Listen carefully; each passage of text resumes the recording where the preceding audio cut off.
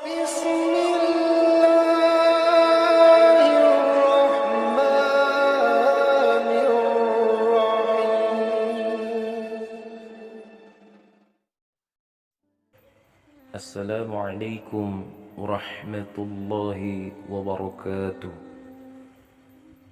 Sahabat Tasawuf Channel,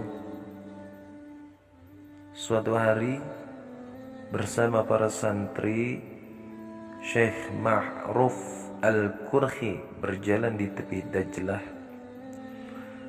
Sungai Tigris di Irak. Mereka melihat ada sebuah perahu kecil sedang berlayar di tengah sungai.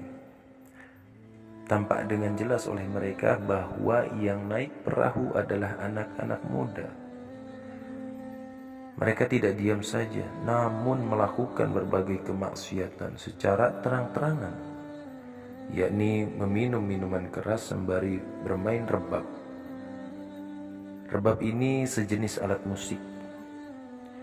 Melihat itu, jiwa para santri Ma'ruf Al-Qurhi bergejolak.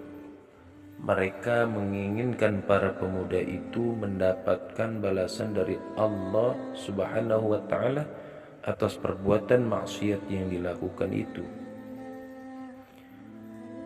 Lalu mereka meminta doa kepada Ma'ruf Al-Qurhi, "Wahai Syekh, kami mohon berkenan untuk berdoa kepada Allah Subhanahu wa ta'ala agar mereka mendapatkan balasan secara langsung darinya, yakni agar mereka tenggelam saja. Dengan begitu pasti mereka tak akan bisa lagi berbuat onar dan mengganggu masyarakat luas," ujar salah seorang santri. "Angkatlah tangan kalian," perintah Ma'ruf kepada para santrinya. Ketika mereka telah mengangkat tangan seperti posisi orang yang akan berdoa, Ma'ruf langsung memulai pembacaan doa. "Ya Allah, seperti halnya Engkau memberikan kesejahteraan hidup bagi mereka di dunia, kini aku memohon kepada Engkau, tolong beri mereka kesejahteraan hidup di akhirat kelak." Para santrinya kaget dengan doa yang dibaca oleh sang ulama ini. Doa ini terdengar begitu aneh di telinga mereka. Akhirnya, salah seorang dari mereka memberanikan diri untuk bertanya, "Wahai Syekh, kami kok masih belum paham maksud doa yang barusan Anda baca?"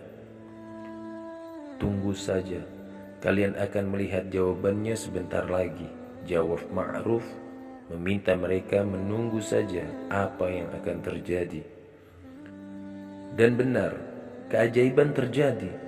Ketika para pemuda yang sedang mabuk itu melihat Ma'ruf Al-Qurhi, mereka langsung menuangkan dan membuang arak mereka. Alat musik yang mereka gunakan juga langsung dibanting, dan mereka pun menangis. Mereka bergegas menemui Ma'ruf dan menyatakan diri bertaubat dari apa yang mereka lakukan itu. Lihatlah peristiwa yang menakjubkan ini. Apa kalian inginkan tercapai tanpa harus membuat mereka tenggelam ke lautan? Kata Ma'ruf, menyimpulkan apa yang barusan terjadi. Sahabat Tasawuf Channel yang insyaallah dirahmati Allah Subhanahu wa ta'ala, kisah ini terdapat dalam kitab Tadhkirah Al-Awliya karya Fariduddin Al-Attar. Dari kisah di atas terbaca dengan jelas bagaimana seharusnya sikap seseorang yang berdakwah kepada masyarakat, yakni tidak mudah marah dan harus dengan cara yang baik. Secara ringkas, dakwah adalah mengajak setiap orang lain ke dalam ajaran Islam. Tentu, dakwah yang dilakukan bukan tanpa halangan dan cobaan.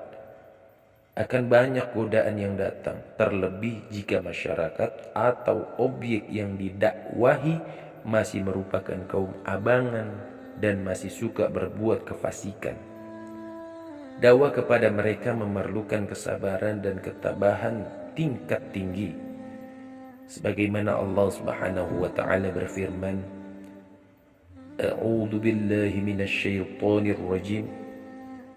Ud'u ila sabili rabbika bil hikmah wal mau'izatil hasanah wajadilhum billati hiya ahsanu inna rabbaka huwa a'lamu biman dhalla an sabilihi wa huwa a'lamu bil muhtadin.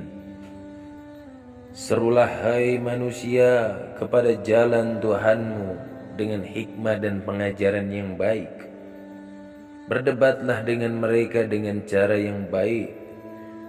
Sesungguhnya Tuhanmu, dialah yang lebih mengetahui siapa yang sesat dari jalannya, dan dialah yang lebih mengetahui siapa yang mendapat petunjuk.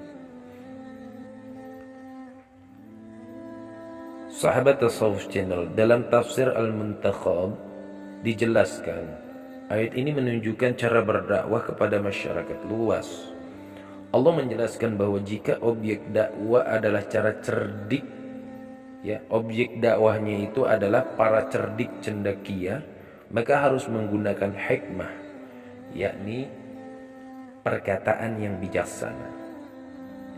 Lain halnya jika berdakwah kepada orang atau golongan awam, masyarakat kebanyakan gitu, maka cara yang digunakan adalah menasehati, membuat perumpamaan-perumpamaan dan menunjukkan kepada mereka jalan yang paling mudah bagi mereka. Maksudnya isi dakwah yang disampaikan itu tidak terlalu berat bagi mereka. Namun jika harus berdebat dengan pemuka atau pemeluk agama-agama terdahulu, maka cara yang digunakan adalah dengan logika berpikir yang runtut dan perkataan yang lembut. Dan jika pun perlu berdebat dengan mereka, maka hendaknya perdebatan itu dilakukan dengan cara yang anggun dan lembut, tidak mencaci atau menghina. Lantas, dari beberapa cara yang dijelaskan ayat ini, cara yang dipakai Ma'ruf al-Qurhi dalam kisah di atas termasuk yang mana? Menurut penulis termasuk yang kedua, yakni dakwah dengan nasihat. Boleh jadi nasihat yang cocok bagi para pemabuk dalam kacamata Ma'ruf al-Qurhi adalah dengan mendoakan mereka, karena sebab doa itu atas izin Allah Subhanahu wa ta'ala.